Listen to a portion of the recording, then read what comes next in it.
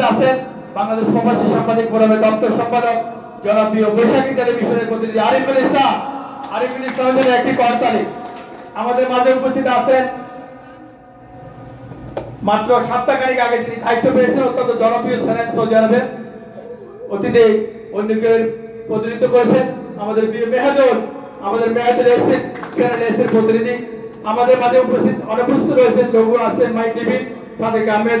আমাদের মাঝে উপস্থিত রয়েছেন বামন ভাইয়া নবীনগর তিতাস টিভি এবং অনলাইনে অত্যন্ত জনপ্রিয় সাংবাদিক যারা আলামিন বিন নানুমিয়া। আলামিন বিন নানুমিয়ার জন্য একটা করতালি।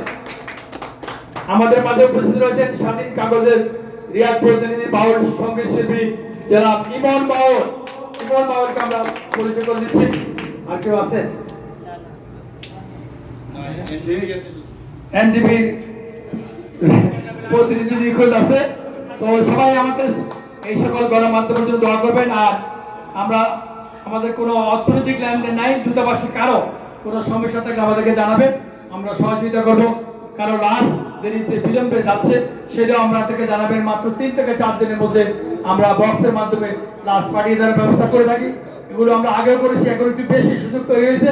আল্লাহ পাক হয়তো আগামী 6 মাস পর আরো বেশি তৈরি করবেন। আমরা এগুলো করব এবং 3 থেকে 4 দিনের মধ্যে আমরা লাশকে তার পরিজনের কাছে